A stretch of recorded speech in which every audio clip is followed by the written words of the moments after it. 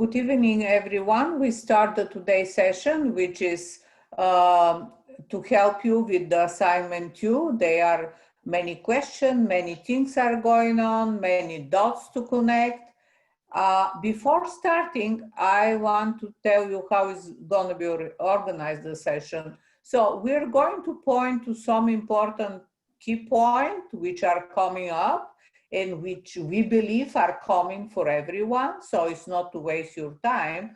They are applying mostly to everyone. And then you will have the opportunity to ask questions. So before starting with this common stuff we want to review, I want to point to something which is the way you guys are asking for support with the software. Remember, they are important thing. Everything is bidirectional. We need to understand each other. So first, it's very important that you explicitly explain what your problem is, because remember, we don't have magician, neither as TA, neither as instructor. In order to understand, everything must be articulated in the most clear way. So that is the first part of the story. And the second part is, when you are asked for something, just please provide the information so you will be helped better and faster, which is the goal. And secondly, when, oh, voila, everything works and you just forgot about the ticket, don't forget this last step, which is very important. Just confirm that everything is okay. Why is this important? You are okay, but it's important because we are keeping a Q&A database so we can help students better, and things are changing. So this is not only to help you, but we need to improve how we help every other student in the class, because probably some of your colleagues have very similar problems. So don't forget to confirm. This is very important thing. And these are the most general things I wanted to say. And for the technical stuff with the assignment, I'm leaving Elena with this presentation. She has some very important key point to point, and then we go to the Q&A. Elena, please. Yeah, so here's the agenda. There is a little surprise that you did not expect, but we have to get to it. Some key reminders, right? And this one, it just came up a couple days ago, the Markdown syntax for Jupyter notebooks, the parsing function, and etc., right? Okay, so here it is, important reminders. All of you, well, by now, all of you have active IBM Cloud account, right? So please, please do not put your credit card number. I understand that I'm a broken record. I've said it so many times, but this is very important. If you put your credit card number, this cannot be done, okay? So please don't do it.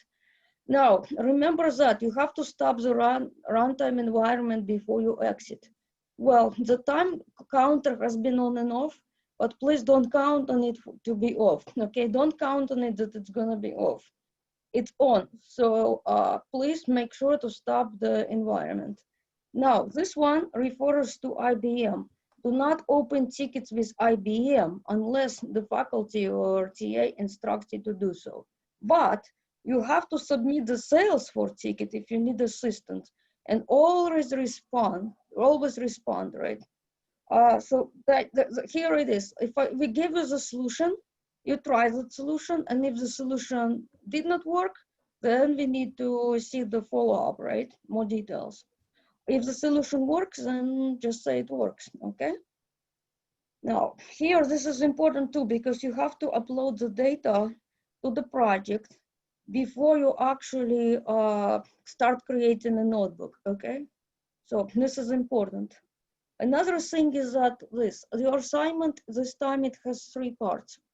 First part, you get the code, right? You get the notebook or the Titanic data, and most of you are familiar with the Titanic movie, right?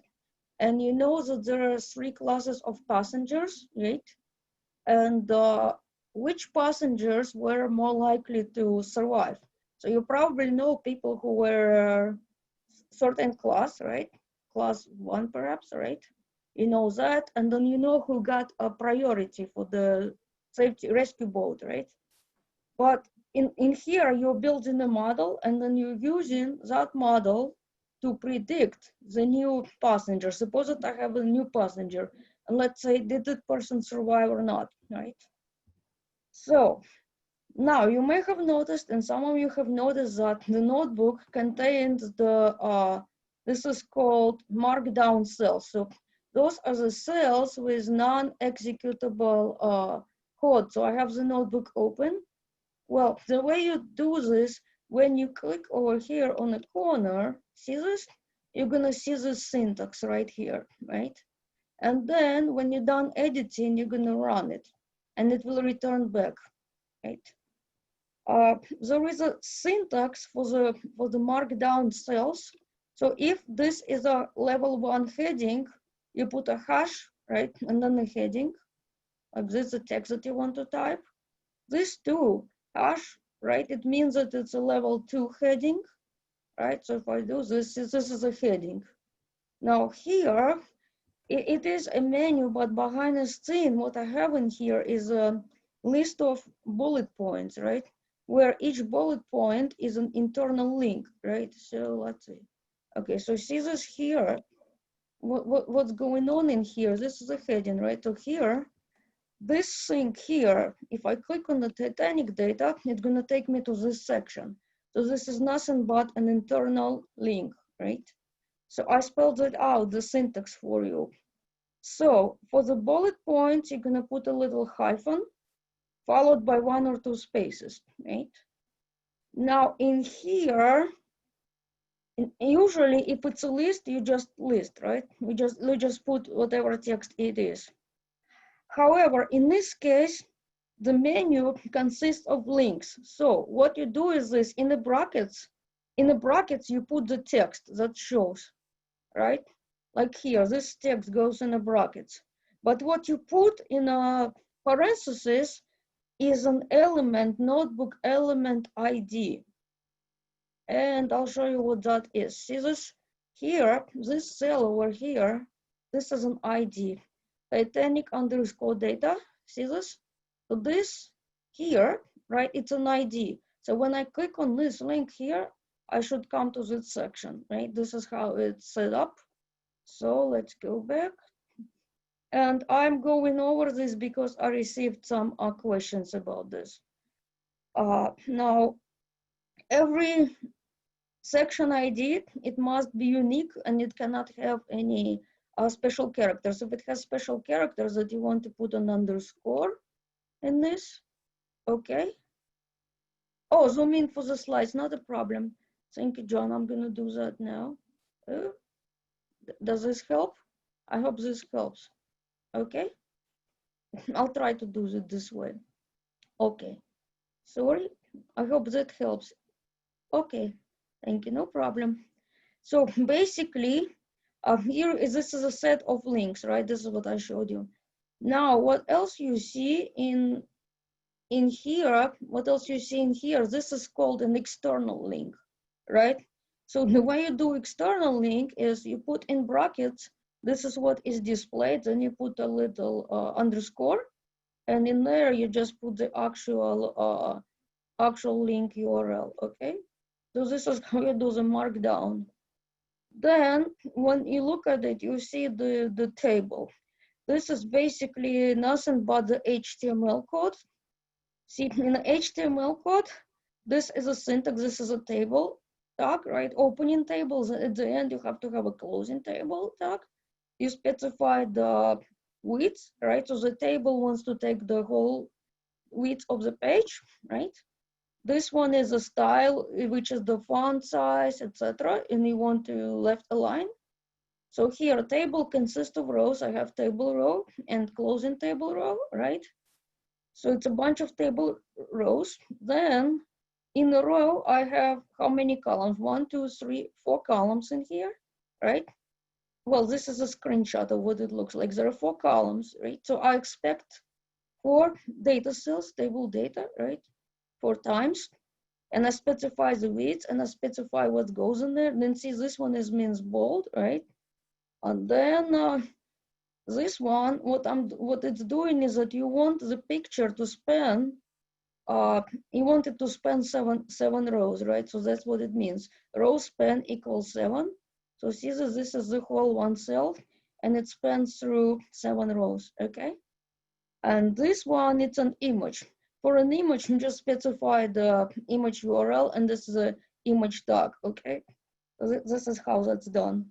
And in your notebook, you're gonna have a menu, right? So just basically remember that you're specifying this is a set of links, right? Bullet points and the links, nothing else, okay? And this is the dotted list. You have this hyphen, okay? Now, so we're good with that. Next thing that we're gonna do is, so here is your notebook, right? Oh, here to execute, when you execute this, right? When you execute, this is how it shows. Okay, and then to edit, you're just gonna click like this, right? Then execute. Okay, makes sense? Now, when you run the code, you need to make sure you run everything from the top. So what you have in this cell is that bunch of libraries that you are importing. And this is the important one too, the pandas, right? Then there is also, you're using Matplotlib library for the visualizations, right? Okay, so another thing that is important here, and I will go over it, this is called the parsing function. So this is important for running the method because looking at the big picture, what this does is this. See this, when you build a pipeline, you have to have 3 things, right? You're creating something called the label document. And the label document, it contains 3 elements. First element is the row ID, right? In this case, it's going to be the person ID or ID of a passenger, something like that. Here, person info is a delimited list of the values that you use as predictors. And the last one is going to be the target variable. So basically, you have to have it in this format, right? So because of that, there is a function that you're gonna call. Oh, where does row come from? Oh, this is a, how do you call it? This is a data type. This is a built-in, okay?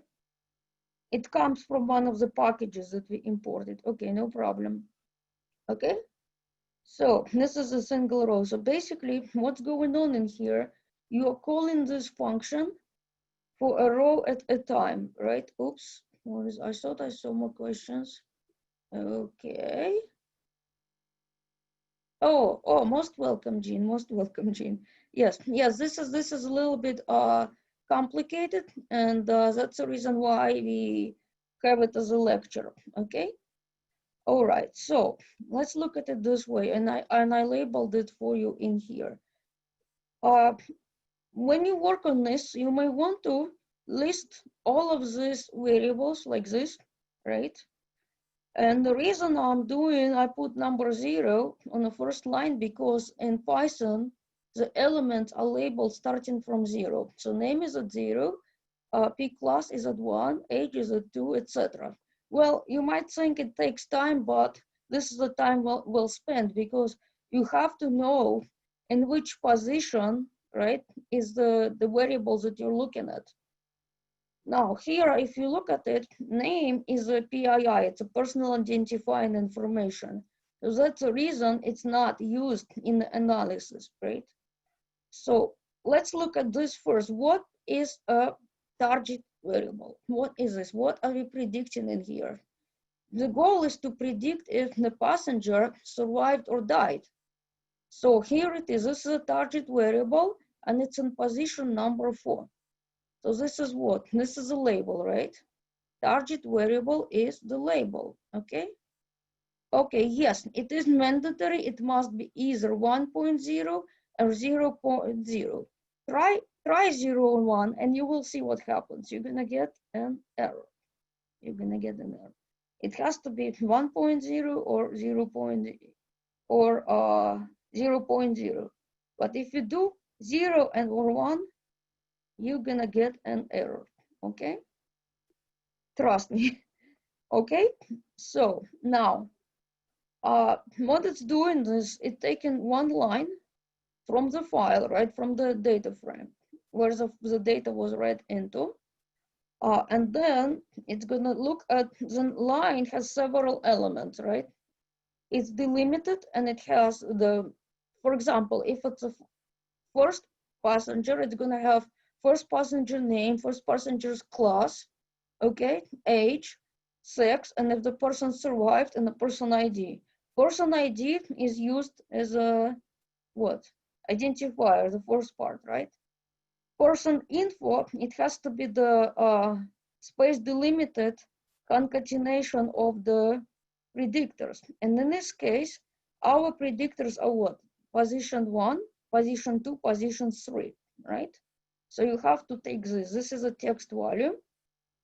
And here you're taking, well, the thing is, this is a position 4, right?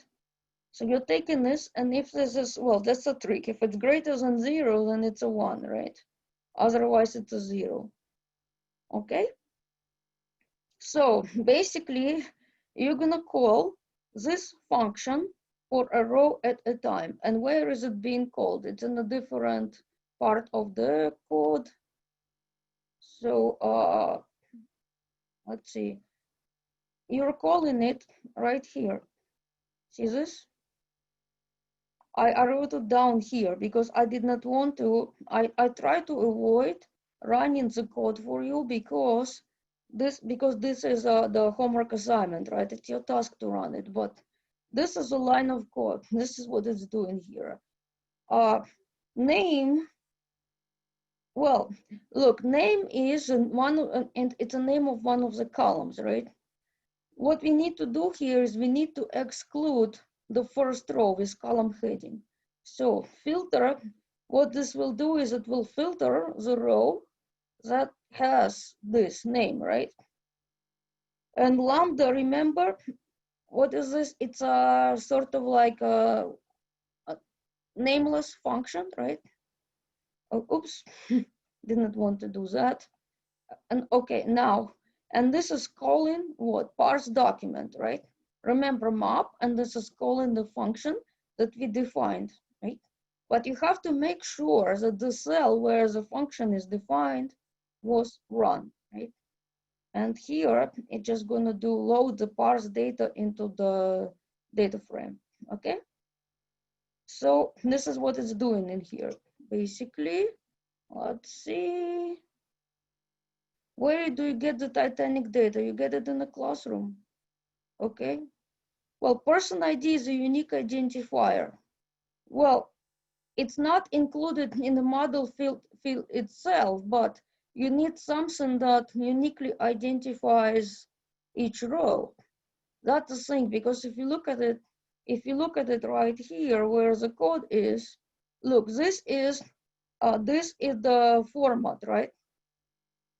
The label document has this format where you have to take the identifier, row identifier goes to first element, and second one is person info, and then the label, okay? Well, where do I, okay. So you don't need to, well, this is a column, well, column 0, it's a name. In this specific example, we are skipping it because name is a PII, okay? And name is not an identifier, no, because there could be more than one Yelena Batinskaya. Well, in fact, Yelena is common name in my country, so, you know, you cannot say that name identifies a person uniquely. There could be two people with the same name, especially something like if it's a Dave Smith, you know, this is very common.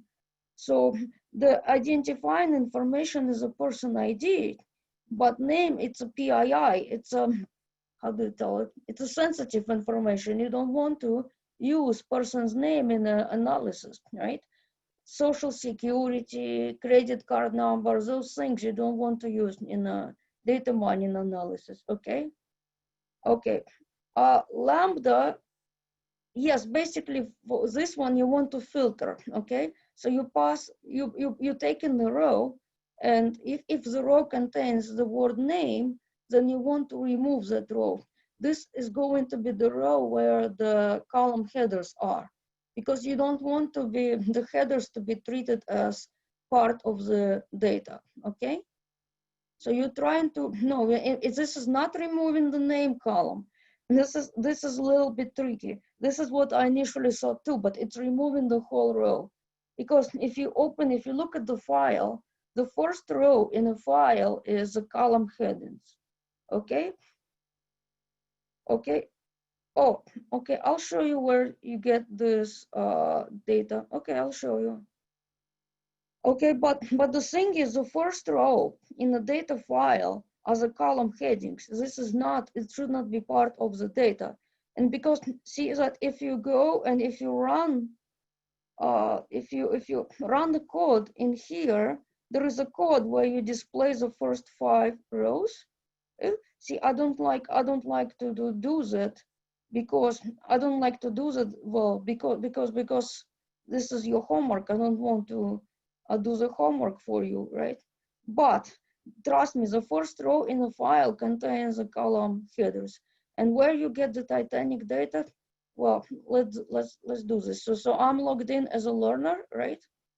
I'll go to the content. In the course content, you need to go to the week what is it, assignment, week 5 and 6. If you go to week 5 and 6, there should be, oh, I see what's going on. I'm not gonna see that. The reason I'm not gonna see that is because of the release condition. I did not submit the tutorial. So let's do this. I'm gonna go to the content, and this is week 5 and 6, okay? So if you scroll down all the way, in the week 5 to 6, you will see this assignment, okay? Assignment instructions. See this? Assignment 2, we've got the instructions. You've got the Python notebook that was given to you. This is a data set, okay? Something like that. Oh, and the data for part 2, I'm not sure why I chose. I'm gonna look into it. It's not low birth weight, it's a different data. I'm gonna look into it afterward. I'll check, okay? Now, so where do I get, is it clear where I get the data? Does it make sense? You're gonna follow the same steps, the same steps. I understand that. I understand that is that in the code, when you're parsing it's not low data, birth weight data, Salim. It's not low birth weight data. This is different data. It's gonna be fixed. The assignment folder will be fixed after this session. Okay, it will be fixed. Okay, so it's not no birth weight data that we're using. We're using Faringham hard data. We're using the hard data. So I don't know where you see this in instructions. We're gonna check afterwards, because what you're using for part 2 is a hard data. I don't know where it's coming from. Okay, I don't know where it's coming from. Anyways, for part 2, you're gonna use the hard data, which is, oh, see, that's the thing. I don't like to show. Oops. I'll show you afterwards, okay?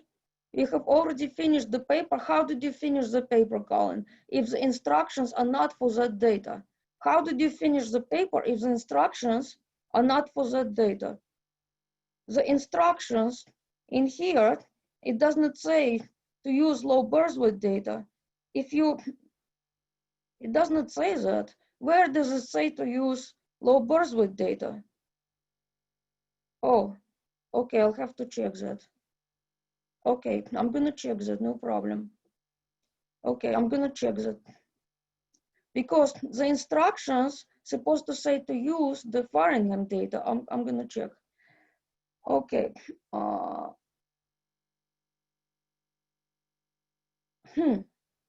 Okay. What? Okay. Elena, they should be following the instruction. At this point, we are not gonna change anything. Okay. Because I have students who already submitted the work. Oh, okay. I did not We are realize not gonna change anything, data. whatever the instruction says. So no more confusion, please. Okay, okay, I did not see that. Okay, never mind. Okay, then part of the slides don't apply. Well, this is the session 41. What does it say? It's in session 9040. It doesn't matter. You shouldn't be referring to something specific. Whatever the instruction, you can give them example today in the presentation with other data. Okay. It doesn't have to match the instruction in the classroom. Okay. I mean, we are not following, you have to understand the method and then you apply to what the instructions are, right? Right. Okay. So you're going to be using a low burst with data this time, if the instructions are like that. Okay, oops. Okay. So some of you said you already completed the assignments, and I don't want to confuse you, but this is for Titanic, okay? Now, here I just spelled out the steps, okay? Now, this is for part 2. I wanted to point that out. It applies to anything. Because, first of all, you want to use Spark version 2.3, okay? Do not use Spark 2.4. Use 2.3. Another thing is that when you're doing, for you to do the visualizations, right, you want to make sure that your data frame, right, it has to be correct data types, right? The data types in the data frame have to be correct. So if it's a number, you want it to be numeric. Otherwise, when you analyze something like a low, the minimum, maximum, etc., your results are going to be wrong, right? So you want to make sure that you're analyzing the numbers. So there are two options. You have two options. One option is this, from ingest, the way it's done in the Titanic data, and also the way it's done in the way it's done in what do you call this? In the last assignment that you did, employee attrition, right? It was done this way. So this works in a 2.3, but not in 2.4, right? But still, please still use 2.3, but this is another option. If you don't like this from ingest, this is what you could do. You have the section of the code where you are reading the data, right? You're reading the data. You can add this line of code manually. That's another way. Then, when you read the data, this is it's going to, see this here, it's gonna infer the correct data type. This will infer the correct data type, okay? Then you don't need this. But still, please still use Spark 2.3. But this code will work in both 2.3 and 2.4. But the problem is I did not test the rest of the code in the 2.4. So please use 2.3, but I'm telling you that you can do it both ways, okay? You can do it both ways. And if some of you in the future, if you want to run employee attrition notebook after Spark 2.3 is deprecated, right? You will need to make that change in 2.4 because this ingest is not available, okay? This is another way to do it.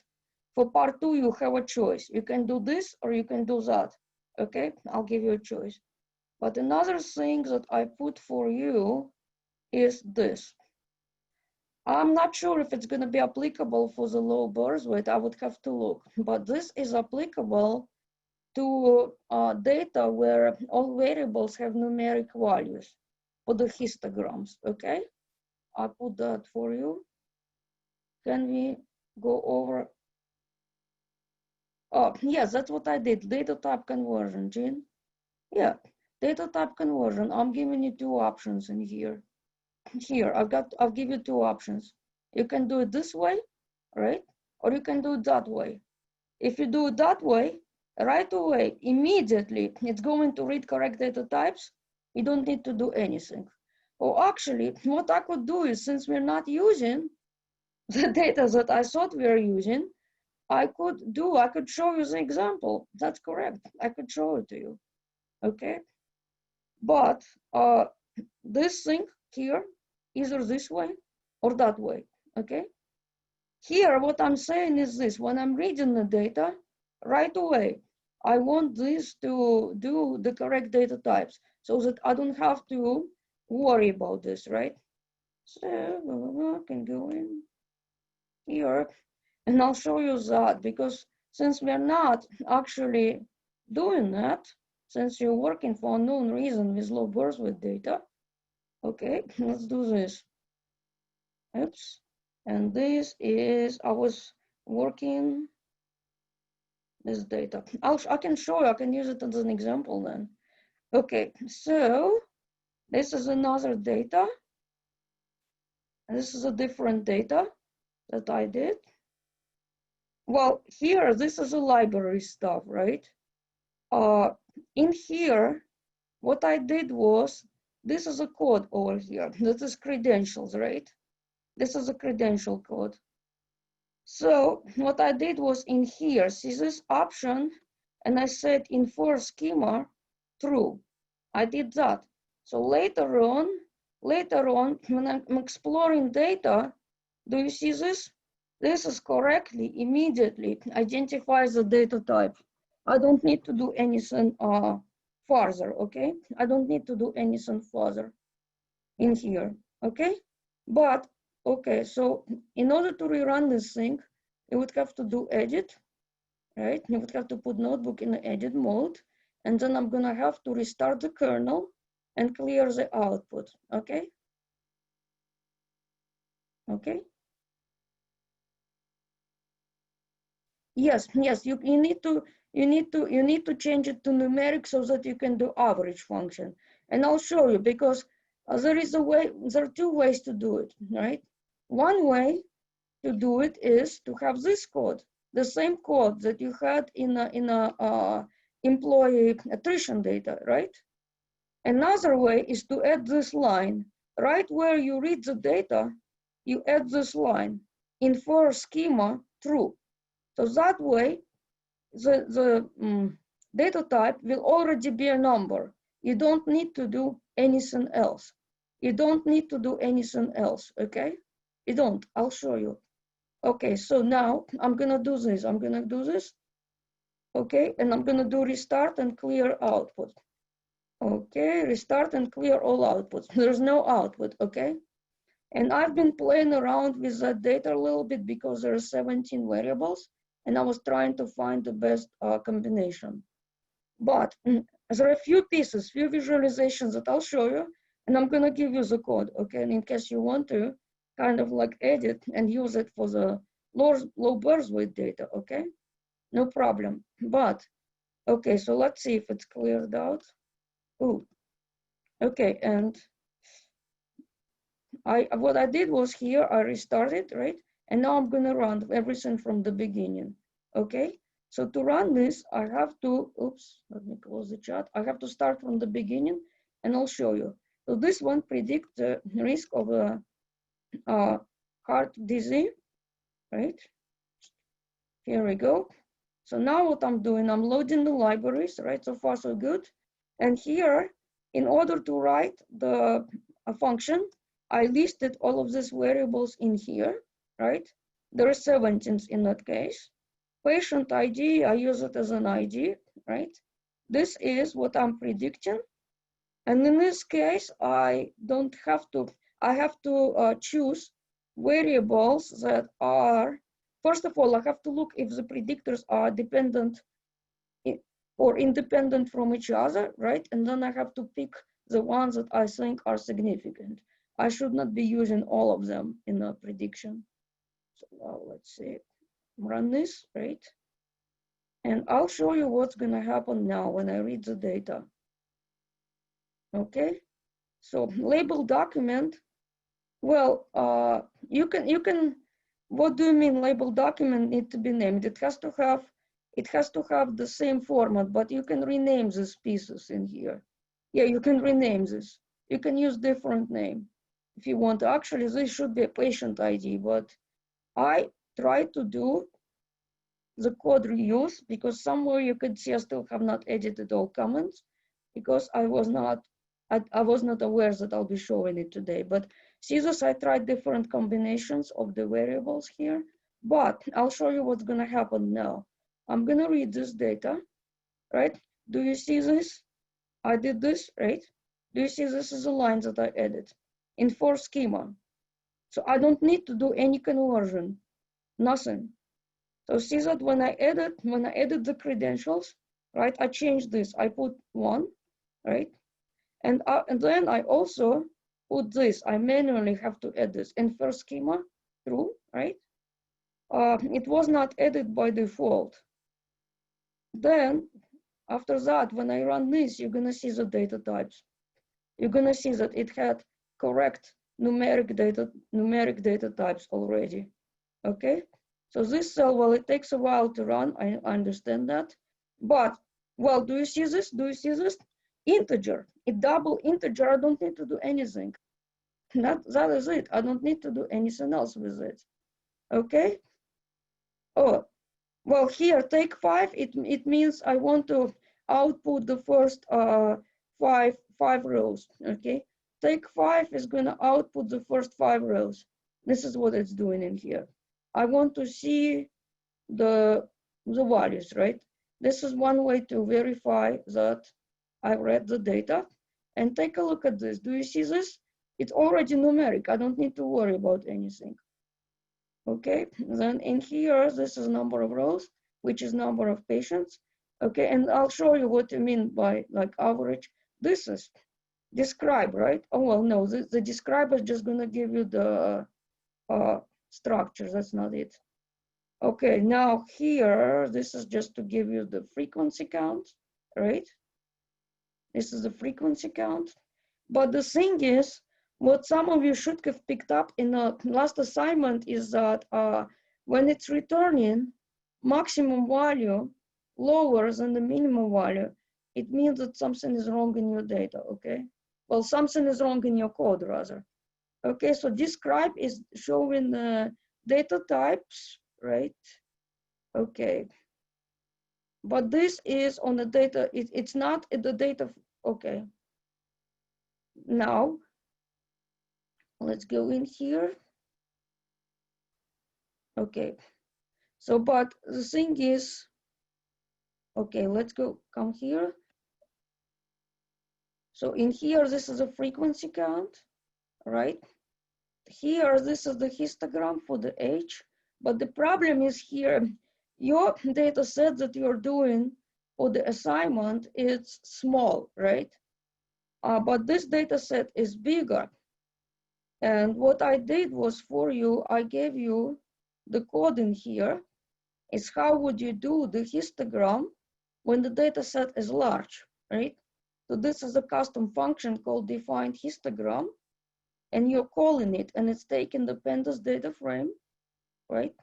It's taking the list of columns that you want to visualize, and here I want to plot it as a grid, so I have to tell the number of rows and number of columns, right? And I'll show you when we get to it, but this is a good example, basically, right?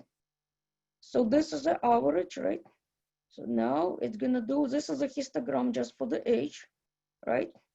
So here, this is more, right? This is more.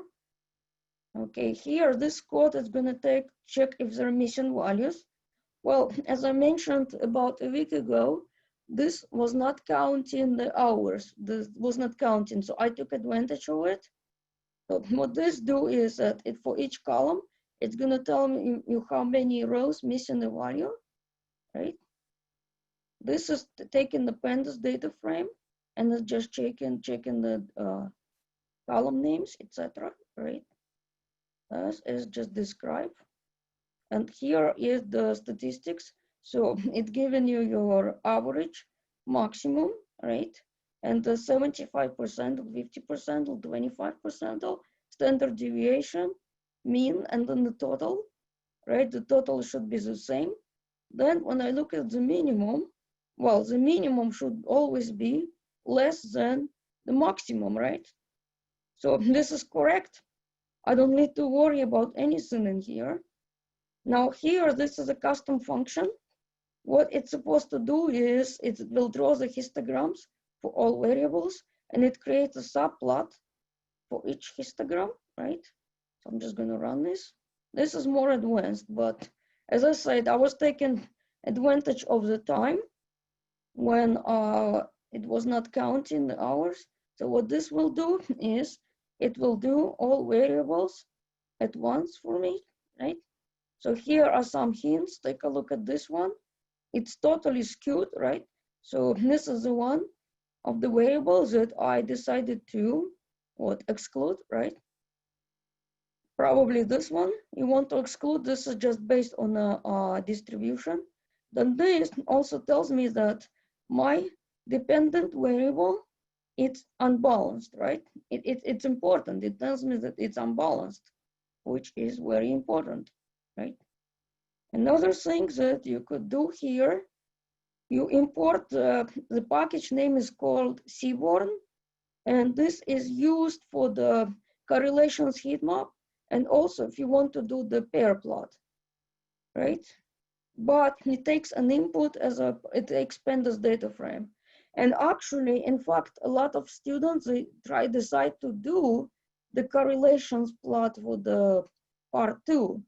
But if you do that, you want to make sure that your data frame, right, the variables are numeric, have numeric values. Then you use two pandas, then you can use the Seaborn package. That's the easiest way. Now, pair plot, it takes a little bit more time to run. Okay, so let's see. It's still running, it's still executing, but it's just gonna look like, well, you're probably familiar with that from the R, right? Where you have, here in this case, it's 17 variables. So that's gonna be 17 by 17 matrix, right?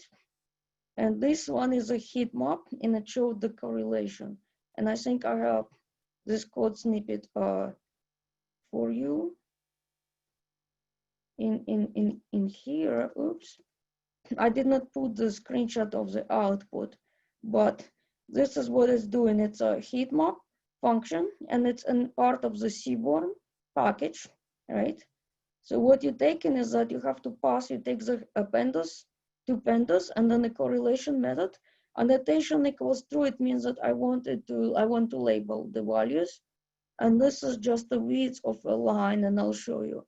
You need to look at how the plot looks like. This is taking a little bit while, but what it does, do you remember the pair plot, right? So you're looking at you have pairs of the variables, right? That's a plot. And just by looking at this, you could see some dependencies, but I still like to do the correlation plot. And from here, you have to see which predictors are not independent from each other, so to speak. Well, in this case, there is a variable that tracks if a person is a smoker, and also number of cigarettes the person smokes per day.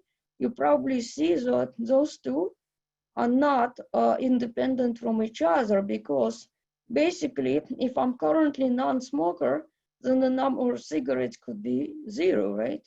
So probably I want to exclude one of them, but which one to exclude? I'll probably exclude the one that has a lower correlation with dependent variable, right? So you probably want to look at the correlation and then exclude the ones that have the lower, right? This is how you would do it because it's a big data set. But here, this is a correlation plot. And I'm gonna give you the slides. The slides have a code snippet on how to do the correlation plot. This is a Seaborn package. And here, in here, just go into the parsing function and etc. All of that, right? So here it is, but take a look at this. See this? I output the first 5 rows in my, this is a data frame. Do you see what's going on? I have the column headings. This is what I need to remove. This is what I need to remove, okay? Okay, could you have please presentation available? Sure. First video lecture. Oh, first video lecture was, okay, late. Okay, I see. I need to remove what? Oh, okay, sorry. No, okay, let me go back to it. Okay, so here it is. This is a data frame, right? This is a data frame. The first row in the data frame contains what? The column names, right? The first row in the data frame, in the RDD, I'm sorry, guys. RDD, this is the RDD. The first row in the RDD contains the column names. So we've got 2 things. We have a data frame that we use for analysis and plotting. Then we have an RDD that we use to build the logistic regression model. And the first row in the RDD contains the column names, right? So what I have to do is that I need to remove them because I don't want the column names to be part of my analysis. So what I do is this. I have to remove this one. Row contains the patient ID, right? The row contains this patient ID. It will be removed. And then I call the parse document function, okay? So that's basically what it's doing. And then I'm splitting data into a training and test set, building logistic regression model, and evaluating the model, okay? Everything else should be similar to what you did in Titanic, okay? Okay, well, okay, name, okay? In the Titanic data set, because Titanic data set, the column name is name. The column name is name, okay? You want to remove, well, before you actually call the parsing function, you want to remove the column headers, okay? Because what's going on in here is this. You're taking the data from the CSV file was read into the RDD. The first row that was read into RDD is the column headers, right? So take 5 is going to return the first 5 rows that are in the RDD. Do you see this? What's happening? The first row in the RDD is column headers, and then the second row, actual data, right? The next 4 rows are the data. First row are the column headers, but the column headers are not the data, right? So you have to remove the column headers from the RDD, right? That's what you do, okay? Okay, in the Titanic data set, the first column was called name. In here, it's a different column name. Okay, excellent. I want to make sure that it's clear because this is a part of the assignment where people got stuck, okay? So this is what you're gonna do. You're gonna remove, right? So you got that extra example, I guess. This is the harder example, okay? So you're splitting data in the training set, test set, and you're building the model, okay? And then you're gonna do predict for the test data and etc. You're gonna do the ROC curve plot, all right? Okay, can you tell me? Can you tell us what's happening when you build logistic regression? Well, it's gonna be what I saw in here is not actually it's not the best case scenario that I wanted to see, but I was playing around with the best combination of variables and it's not, you know, so, okay, so I'm calling this, all right. So this is nothing but just a parsing, right? This is just the parsing, nothing else, it's calling parsing. Then I'm dividing the data into training and test set, okay, okay. Okay, well, oh, this thing, this is the hashing. This is a tokenizer, right? And this takes, basically there are three parameters that go into the pipeline. First one, this is a logistic regression. This is a model name itself, right? This is LR. This one is a tokenizer where it takes the output, right? It takes the output columns and the input columns. So this is person info. This is the row identifier, right? Then here it takes the output column, right? This is the features. Features, it takes, see, this what I did was I spelled that out for you. So there are several steps. The pipeline consists of 3 stages. Tokenizer, it split person info into the words, right?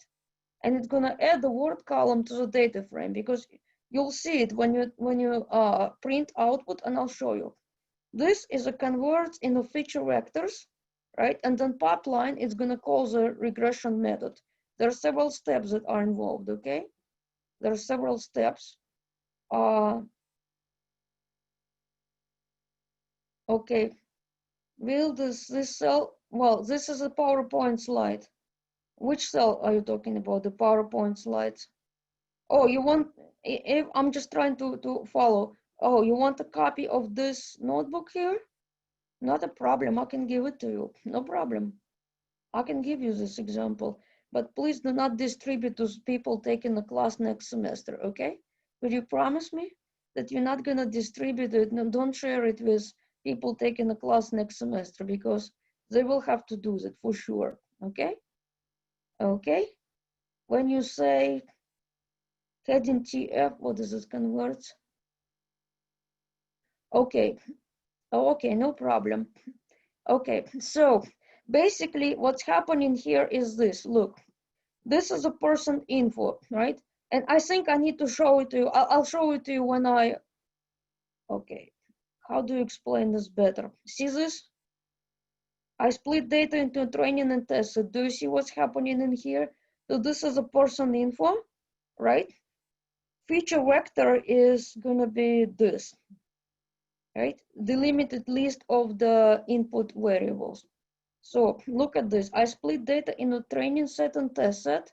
So here, I'll show you what's gonna happen. Look, here it is, right? I'm running it right now. And then I'm gonna do model pipeline feeds, and I'm gonna show you the predictions. You'll see it. Now, another thing that is tricky is that sometimes you see an error after running the cell, but the cell that returns an error might not be the cell that causing the problem. So keep that in mind as you're working on this, okay? So now, okay. And then this one is just gonna do the prediction and it's gonna output, it's gonna spit out the feature vector, and I'll show you this. Okay, here it is. Let's go up, up. So see this? This is a feature vector in here, right here. This is a feature vector. Do you see this? Then this is the prediction, and this is a probability. So what this does is that it's a probability that the value is 0 and probability that the value is 1. Okay? Okay, the word output, I'm trying to follow. Well, basically, there are several steps, right? What it's taken is this, it converts the new word to the feature vector. The word is what we pass, right? The word is what we pass. You remember this? The label document. Do you remember the label document that you did way up in here, way up in here? What you did was this one. See this? You have this, right? You taking it creating the label document, which has a text value, right? And the value you're predicting, and identifier, right? And then in here, back in here, you're calling this parsing function, right? Oops. I hope I'm explaining it right. But see that in here, oops, I'm trying to find it now. Okay, so you're splitting data into a training set later. First, what you're doing is this. Okay, so here, this is where the data is, you take this as a data frame, right? And you are displaying the first row. So here, what you're doing is that you're taking your data frame and you're gonna call that parsing function, right? You're gonna call that parsing function to create this, right? Which is in a format of the identifier, unique identifier. Then you have the delimited list of the features or predictors, right? And then the third element is what you are predicting. So you have that. Then you're gonna split data into a training set and a test set, right? But if you look at it, see this is how it looks like. This is what you're actually using for analysis. You have person ID, person info, and the label. So you see this here, right? This is the set, the limited list of the predictors. You see this, right?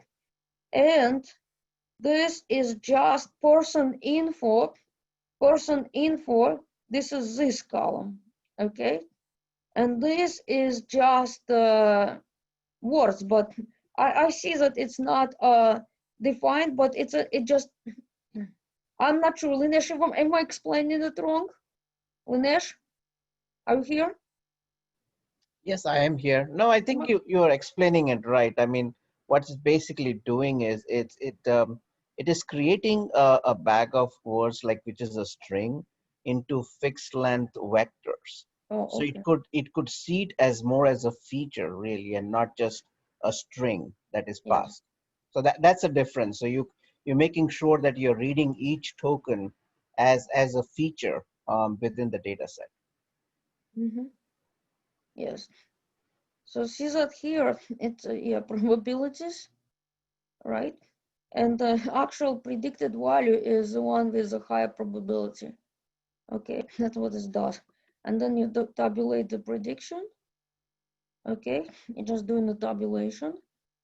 All right, then I'll have to edit the comment. This is the patient. Okay, not passengers, but okay. Okay. Okay, prediction.show. All right. And this one is just to evaluate the model. But what's gonna happen in here is that, remember this, looking just at the accuracy is not enough. You have to look at the area under the ROC curve. And in this case, it's low. But what you know is that the area under the ROC curve should not be below 0.5. If you get below 0.5, then you need to go back to the drawing board. Your code is wrong, something is wrong, okay? So that's for sure, that's what you need to know. That the area, if the area under the ROC curve for unknown reason is below 0.5, it means that you're doing something wrong. Well, here it's 0.51, well, okay, but the thing is, the values always between 0.5 and 1. If not, then it means that back to the drawing board, okay? Well, this is how you can do the self-check, okay? Huh? Oh, you missed it? Okay, you're looking at the varieties of metrics in here. You're looking at the classification accuracy, right? Which is, it looks like it's good, right? Accuracy 82%, this and this. But in addition to looking at the accuracy, you have to look at the F measure and you have to look at the area under the ROC curve. And what I was saying is that for unknown reason, if the area under the ROC curve is below 0.5, it means that there is an error in your code. That's what I'm saying. If area under the ROC curve is not between 0.5 and 1, then there is an error somewhere. Something is wrong in the code. So I'll tell you that, okay? That's what I'm basically telling. Oops. Oh, you recall it from data 630. Excellent, excellent. And also, I believe, maybe not data 630, maybe data 640. There was a discussion on unbalanced data sets, something like that. Yeah, okay. All right. Error. Well, no. What I'm saying is that, okay, let me explain it to you. It's not that, but sometimes, let's look at it this way. Sometimes we run the code and the code does not return the error message.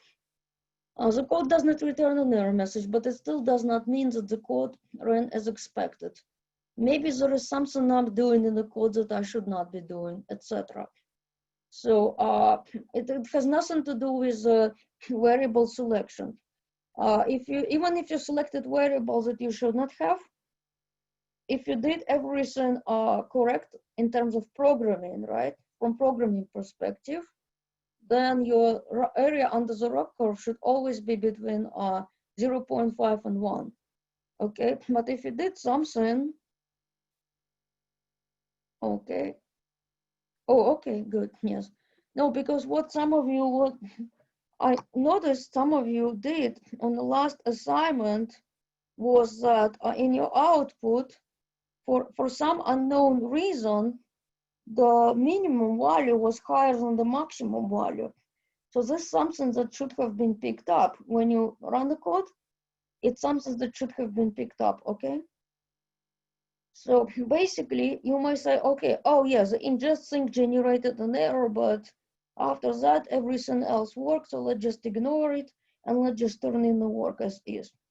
Okay, but then the problem is that if you look at the statistics, everything is incorrect.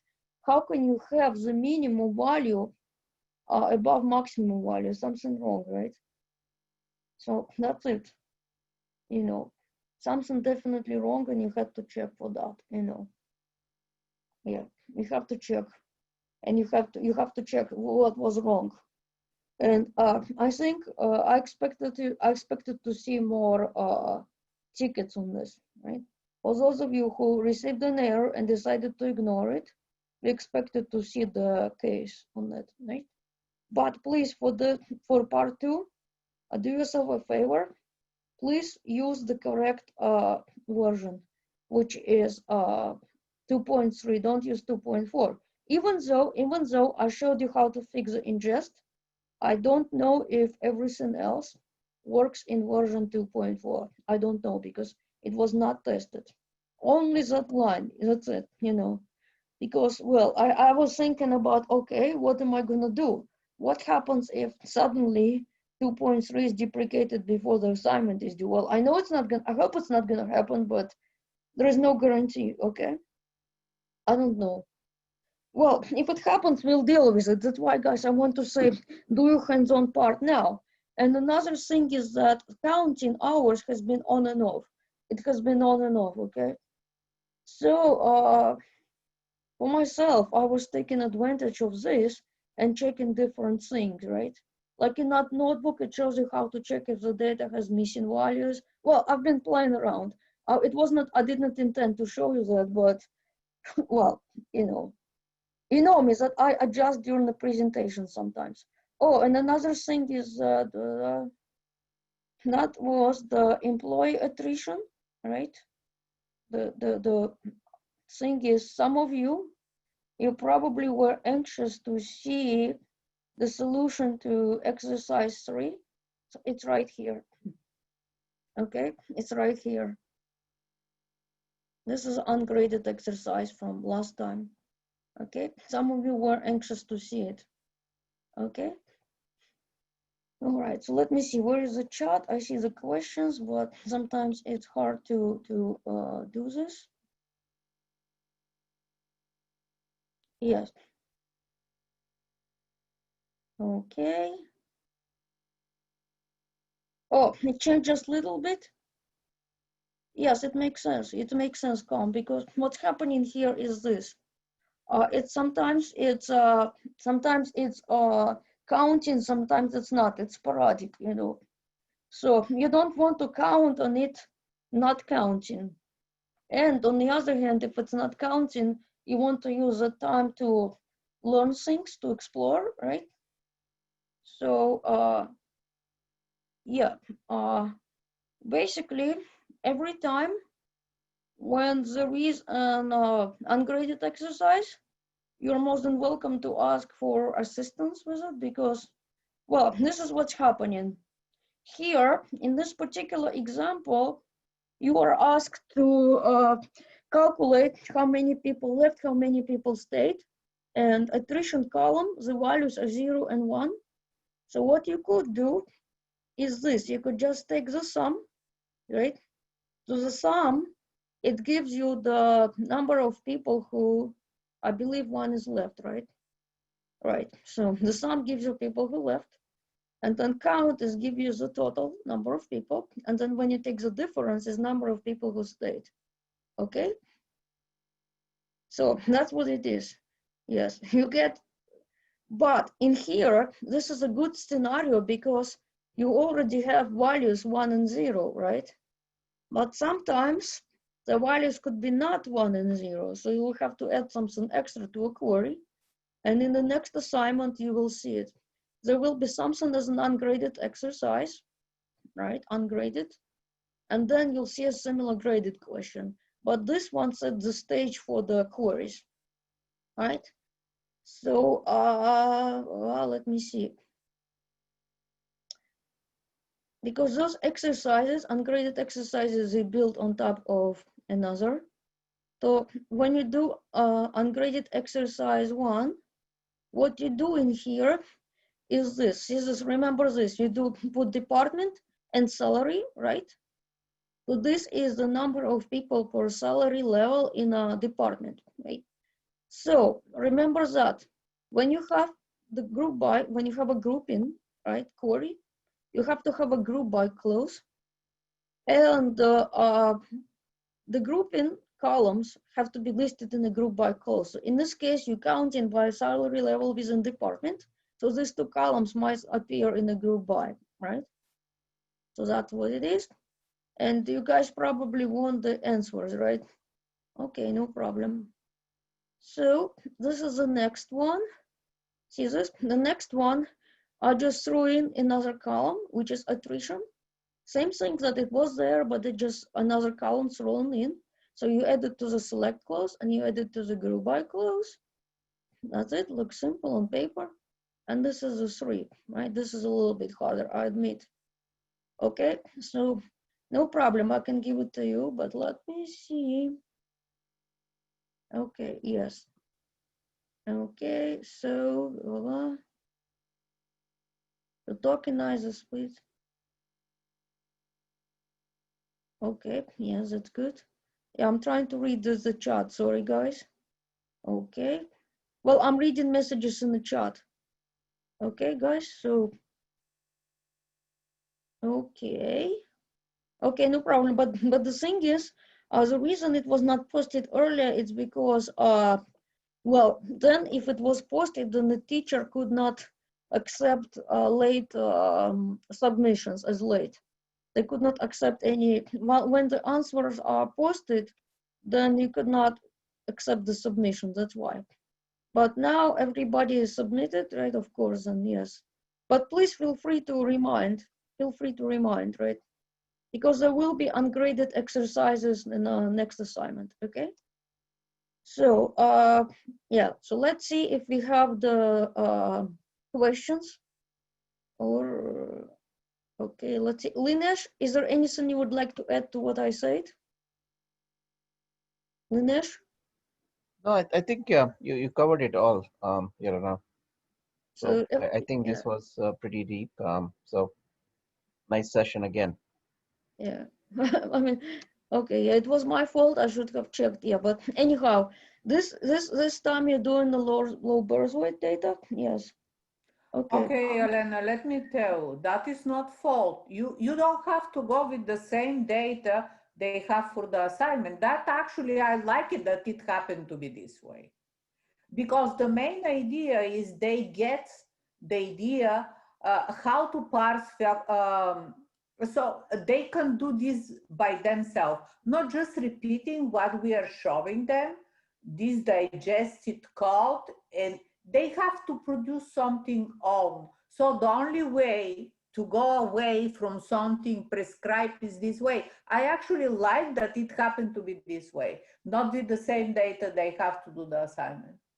Oh, yeah, this one. They Yeah. have to do the parse function themselves. That is the high weight in the grading.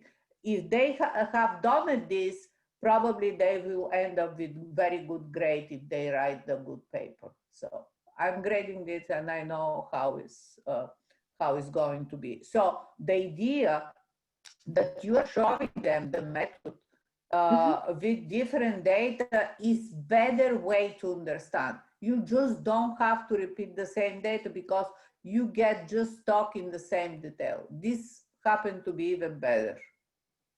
Oh, okay, yeah. And also because this has more variables, so yeah. Yeah. And some stuff that I was playing around, like to check if there are any missing values, etc. So you can apply to your data. I know that there are no, but if you're not done, perhaps you can throw this in, right? Okay, let's check if there are missing values, things like that. Yeah, you can add. But you're not like copying the code verbatim, you're applying, which is a good thing. Yeah. And let me tell you, since the course is very intense, we usually try even students can bring their data. But the thing is here, there is no time. You bring your data, which is not suitable for this type of problem, and then you waste the time and you cannot turn the assignment, and then you fall behind the course. So that's why we work for this assignment in this course, which is very intense with a prescribed data set. So we are sure the data set is suitable for the problem we are trying that you solve. That is the reason. But just showing something different is the way actually you are going to work, is the way to learn. You don't have to repeat the same step, you know. Yeah, but for the data set that you use for part 2, keep in mind that in general, if the baby is born underweight, it does not necessarily mean that the baby will be unhealthy. Because I have a live example. My niece, she was born very underweight. She was a little bit, just 4 pounds. She was like 4 pounds. Yeah, so she was very, very underweight, but she was totally healthy. So keep that in mind. If the baby is born underweight, it does not mean that the baby is gonna die, okay? The data is about low birth weight and it's applicable to my family. So I'm telling you live example, it does not necessarily mean that the baby is gonna die, okay? I'm just telling you, okay? And yes, I want to confirm that a presentation, recording, example, everything will be posted as soon as we have the recording. So do you guys want this as a notebook or you want it as an output? As a PDF output probably, right? Because I don't want you to cheat. Oh, notebook, okay, no problem. No problem. If the announcement allows attaching, probably it should. It should allow attaching the notebook files. Okay. Okay, but the thing is then what I'll have to do is, well, I'll keep the output, but you would need to edit the credentials because you won't be able to run the code with my credentials, right? So. Well, they know that, Elena, please. Yes, but one thing, this is a trick. You would have to add this line. Because if you don't do this, if you don't add this line manually, then the rest of the code won't work. I'm using it instead of using the ingest, okay? Then it's gonna be an error, yes. But if you put this line, right, then you don't need ingest, okay? And this is Spark 2.3. You need to use 2.3. Even though this is resolved, right? Even though this is resolved, Okay. For the assignment, it's very important they use 2.3 because Yes, it is everything we are 2.3. showing them It's 2.3. is for 2.3. Yeah. But if it change, it's not the end of the world. This is what usually is going to happen, and it has to be adapted. Just make sure you understand that the code you are saying there is for 2.3. If the version to work will change, many things will have to change and adapt, and that is actually what you are going to do in your job. Yes. Happened to me. Yeah. Well, sometimes they do upgrade on the weekend. Then when you start work on Monday, you get reports from the customer suddenly. All reports, everything that you wrote, everything that worked on Friday no longer works. So you're gonna have this Mondays many times at work. So trust me. Okay, can you go back to the code? Code line. Yes, sure. And it's also in the slides. So, where is it? Yeah. Oops. This. You know how similar when you read data in R, you've got the options too, right? Like here, there is an option you want to keep the header, and then you can manually, yeah, you add this, okay? Yeah. So this will read incorrectly the data types. And this is what I did recently. I did some research because I see too many people reporting this. So I'm like, what's a big deal? Well, and I thought, just for me, I thought, oh, what we gonna do when this happens, you know? So yeah. But the thing is, yeah, it's possible. You're gonna have Mondays when you come back after the weekend and all the code that worked on Friday no longer works. And you will have to take it step at a time, you know, because you know, you have to stay calm because you know you cannot the customer will already be upset and you don't want to make it worse, you know. You have to stay calm and you have to work on the solution. You don't present a problem to the customer, you present the solution. So it's gonna happen, I'm telling you that. Okay? Yes, the customer is always right, that's right, exactly. And you're gonna see it sometimes, perhaps like Oracle platform changes to HANA platform. I was through it, so what? You know, you have to be positive and work through it. There's no other way around it. They're gonna update it, yeah. And in fact, 2.4 version is already old. There is already version 3 out there. It's not on the cloud, but it's there, see? So who knows, maybe tomorrow they're gonna put 3 and scratch 2.4, who knows? I don't know. Right? Remember that this is open source software and it gets updated constantly. So we're working in open source platform. The data scientist is going to work with the Python notebook. And remember, this is open source and the community is updating and contributing. And when this contribution get to some level, there is new version. And of course, you get advantage as a data scientist of all the improvement which the contributor have made. So this is the beauty of the open source, working in an open community which contribute, and everything is in GitHub or in cloud platform like this one we are working, can be this one on another one, but that is that is the norm today for the data scientists, let's put it this way. Mm-hmm. Yeah. Well, I hope you guys found today's presentation.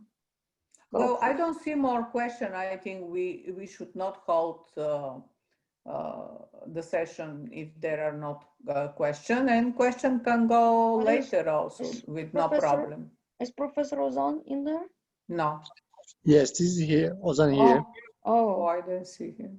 Is there anything you would like to add to this? Yes, Elena, I just want to add, first of all, thank you very much for this session. As most of the folks said, this is a live session, life-saving session for most of us.